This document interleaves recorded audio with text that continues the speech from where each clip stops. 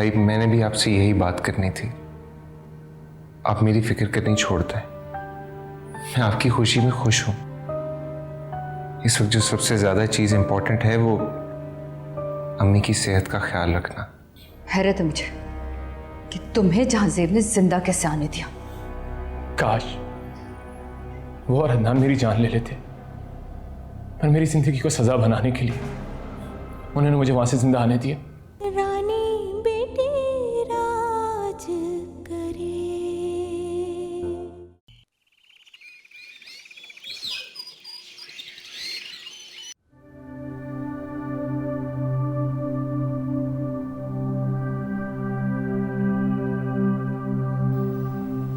आ जाओ।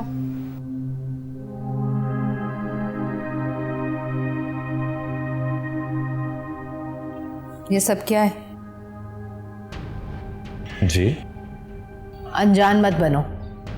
क्यों डाका मार रहे हो मेरे एतमाद, मेरे भरोसे और इस घर की इज्जत पर? मैंने आपको माँ कहा है और आप मुझे डाकू कह रही हैं, वो भी इज्जत का। तो फिर ये सब क्या है? उस्मा के साथ दिन रात की हमदर्दी, हंसी मजाक, उठना बैठना, इस सब को मैं क्या समझूं? ओह सॉरी खाला, मैं आपको समझा नहीं पाऊंगा और ना ही आप इस बात को समझ पाएंगे। अच्छा तो कह दो कि मैं बेवकूफ़ हूँ, मेरी अकल मारी गई है। लेकिन बेटा मैंने दुनिया देखी है, इसीलिए सवाल कर रही हूँ कि उस्मा से ये बिला वजह की हमदर्दी क्यों कर रहे हो तुम? सवाए इसके कि मैं उस्मा को जीते जी मरते नहीं दे सकता। अम्मी, उस्मा को सच्ची मोहब्बत की ज़रूरत है, हमदर्दी की ज़रूरत है। राहिला का क्या बनेगा? क्या जवाब दोगे उसे? अम्मी, राहिला मेरी मंजिल है और उस्मा मेरा मिशन। मेरी हमदर्दी में लालच नहीं है और ना ही बेवफाई है। मेरी जिंदगी का साथ राहिला के साथ। रही बात उस्मा की, तो वो सोचने समझने की ताकत से आरी होती जा रही। अगर हम उसका ख्याल नहीं रखेंगे तो उस्मा मेंटल हॉस्पिटल भी जा सकती। खुदा ना करे ऐसी बात मत करो। ऐसा हो सकता है अगर आपने और राहिला ने मेरा साथ ना दिया। क्या तुम सच कह रहे हो? यकीन कीजिए, मैं राहिला के अलावा किसी के बारे में सोच भी नहीं सकता और मुझे उम्मीद है जब उस्मा सोचने समझने के काबिल हो जाएगी तो वो मेरे और राहिला के रिश्ते को भी समझ जाएगी। बस आप उस्मा के लिए किसी हमदर्द दिल रखने वाले रिश्ते की तलाश कीजिए। क्या? जी, क्योंकि मैं राहिला से अलग होने या जुदा होने का तसव्वुर भी नहीं कर सकता।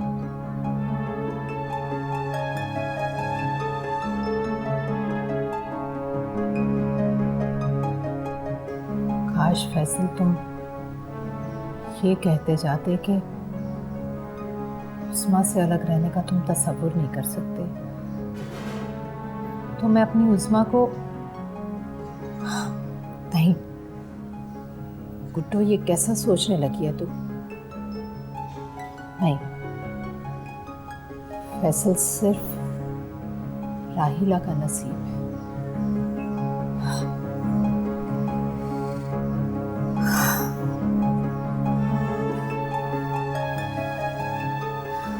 मैं और मेरी ममता।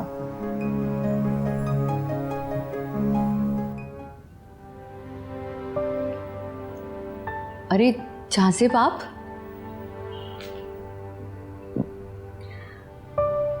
इतने एहसानात हैं तुम्हारे के अब इन एहसानात के बगैर जिंदगी मुश्किल होती जा रही है। आप बैठे प्लीज। मैंने कोई एहसान नहीं किया और उन्हें गिनवाकर आप मुझे शर्मिंदा भी ना करें। चलो, गिनवाता नहीं हूं, लेकिन कुछ मांग तो सकता हूं ना। देखिए जहांजेब, जरूरी नहीं कि हर चीज देना मेरे इख्तियार में हो। दरअसल हया, अम्मी की तबीयत बहुत खराब है अगर तुम मेरे साथ चली चलोगे तो क्या हुआ रईसा आंटी को? घर की बर्बादी और वीरानी आहिस्ता आहिस्ता अम्मी को मायूसी के अंधेरों में धकेल रही है। लेकिन मैं उनकी मायूसी कैसे दूर कर सकती हूँ? मेरे साथ चलकर उन्हें आवाज दो। शायद तुम्हारी आवाज सुनकर वो रोशनियों की तरफ लौट आए। मेरी तो अपनी जिंदगी में खुद अंधेरे ही अंधेरे। अंधेरों में ही रोशनी की किरण फूटती आया। शायद कोई किरण मेरी माँ की जिंदगी को रोशन कर दे, उन्हें अंधेरों से निजात मिल जाए।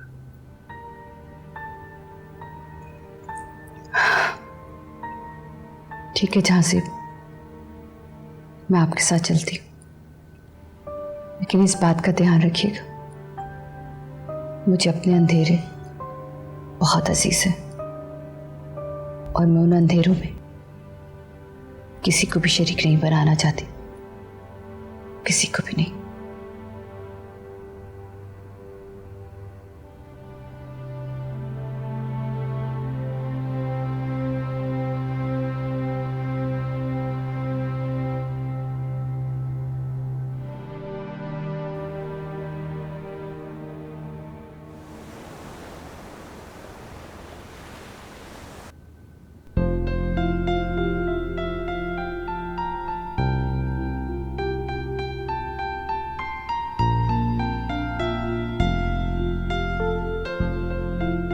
अभी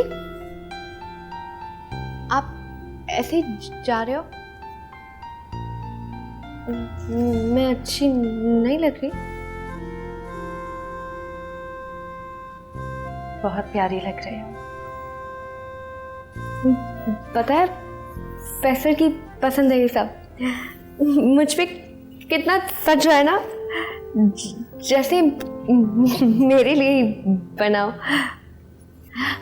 अल्लाह, मुझे तो खुद से शर्म आ रही है, जैसे दुल्हन लग रही हूँ।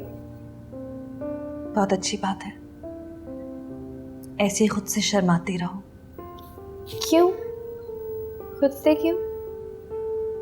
जब इंसान खुद से शर्माता रहता है ना, तो उसका मतलब ये होता है कि उसके दिल में जीने की उमंग जाग उठी है। जी आप ही, मुझे भी अपना आप बहुत अच्छा लगने लगा है। मेरा भी जी चाहता है हंसने को। ऐसा लगता ही नहीं कि मेरी जिंदगी में कोई गम भी था। उस्मा, मैं तुमसे एक बात पूछूं? क्या इस तब्दीली की वजह फैसल तो नहीं है?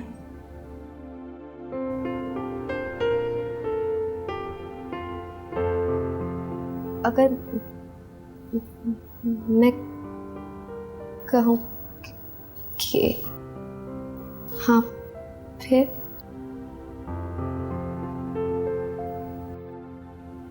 तो मुझे बहुत खुशी होगी। खुश रहो।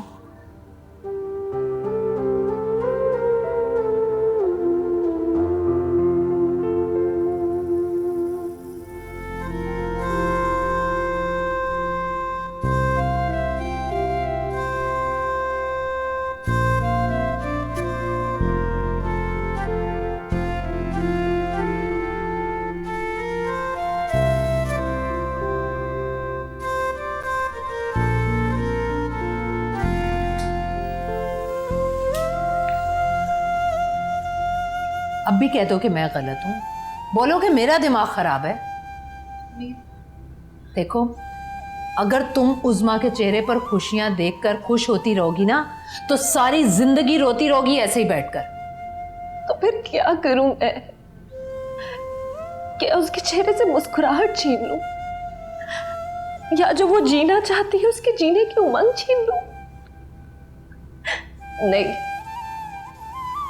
फिर से एक और बहन दूसरी बहन की कातिल बन जाए। बकवास मत करो, मत दो मुझे साइमा का ताना।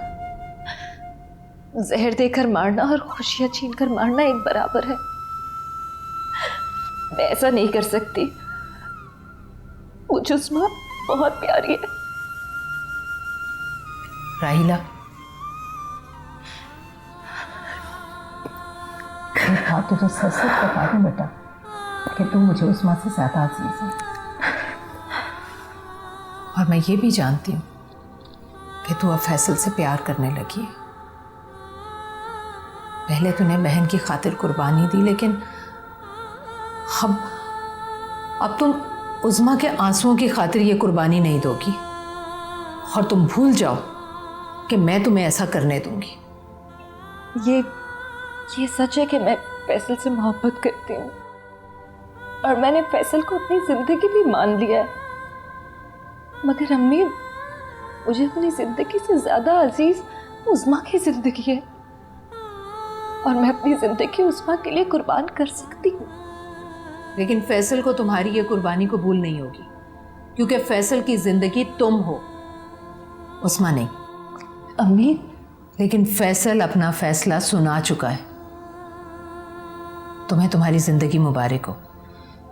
बेहतर है कि उस्मा को उसकी जिंदगी हार जाने दो।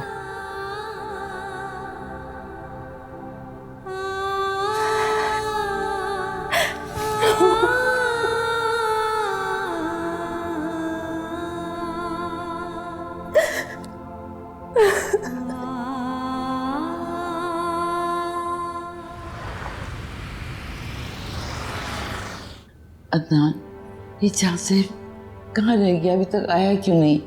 कहीं चला तो नहीं गया? नहीं अम्मी, जाज़ेब भाई आपको छोड़कर कहीं नहीं गए।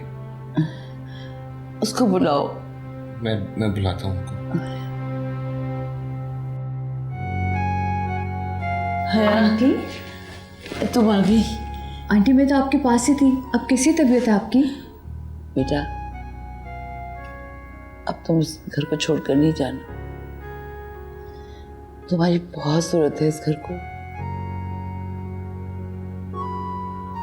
बोलो, नहीं जाओगी ना? आंटी मुझे लग रहा है आपने बहुत देर से कुछ भी नहीं खाया। लेकिन कितनी कमज़ोर हो गई है ना आप। मैं आपके लिए सूप बना कर आती हूँ। हाँ, नहीं, पहले मेरी बात का जवाब दो।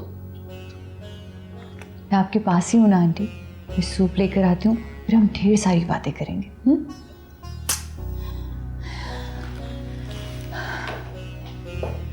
जाज़ी, इधर आओ बेटा, मेरे पास।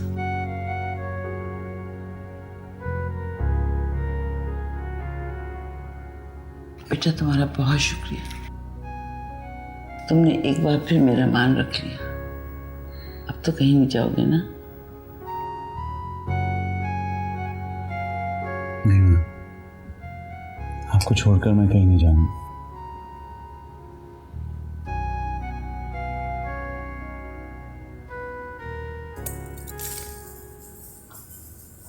उस्मा, किसी की शादी में जा रही हो क्या? नहीं अम्मी, मैं किसकी शादी में जाऊंगी? बस यूं ही।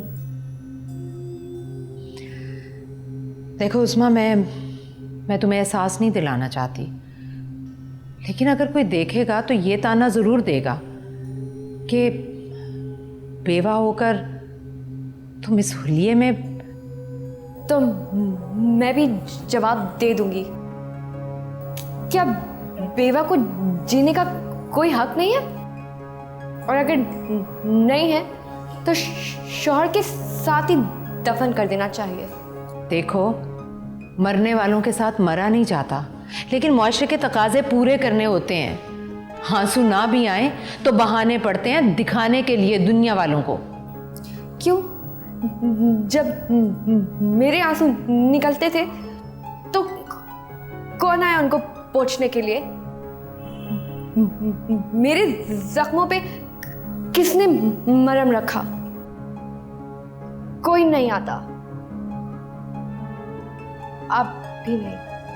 देखो उस्मा, अपने आंसुओं से बचने के लिए किसी और को आंसू देना गुनाह है। मैं तो खुश हूं ना। मुझे क्या मतलब किसी से। मैं तो इसीलिए वक्त से पहले तैयार हो गई कि कहीं देर ना हो जाए। देर ना हो जाए मतलब? मैं बाहर जा रही हूँ फैसल के साथ।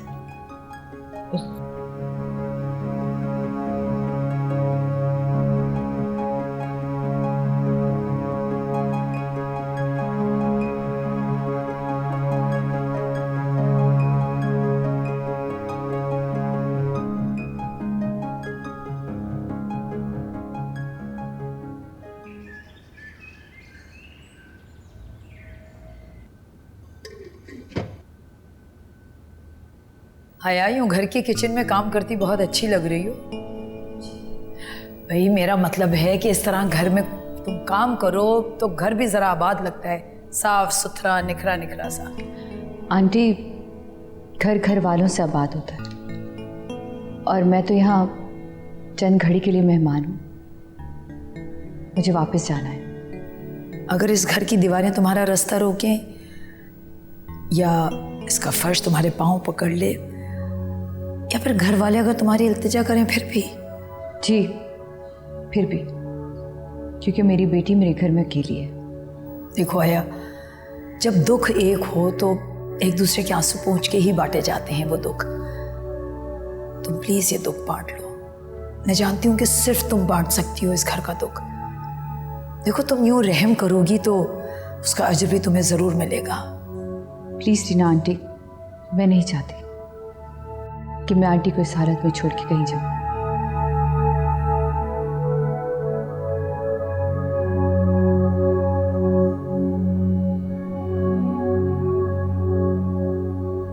गुड्डो, लड़के की तस्वीर देखो, क्या मर्दाना वजाहत पाई है? बिल्कुल मोहम्मद अली लग रहा है, मोहम्मद अली।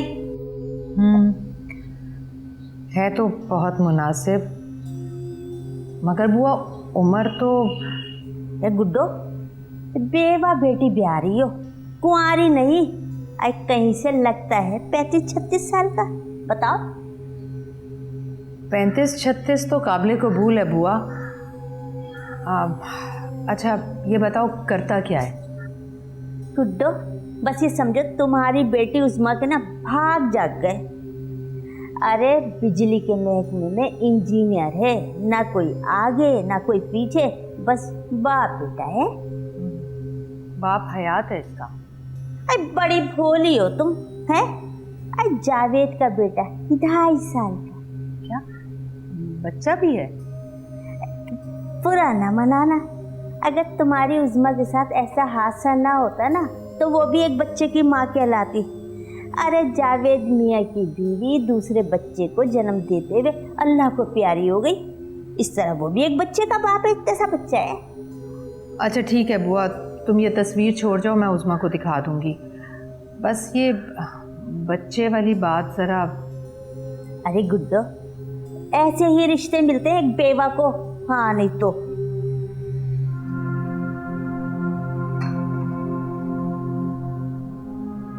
वाह गुड्डो, ये बेवा। अरे एक बेवा इतने बन ठन के बड़ दिखवे के लिए ऐसे आई है जैसे पहली मर्तबा कोई कुंवारी लड़की आती चाय लेकर। नहीं बुआ, वो दरअसल राहीला तैयार कर देती है ना इसे। वो कहती है हर वक्त तो रोती धोती रहती है ये। बुआ, खुद को देखा, इस उम्र में भी ये रंग रूप निकाला हुआ है। माँ, अरे ये रंग रूप तो अल्लाह की देन है। अरे जवानी में जहाँ से गुजरती थी लोग दांतों में उंगलियां दबाते थे और कहते थे हाय ज़ेबा जा रही है ज़ेबा।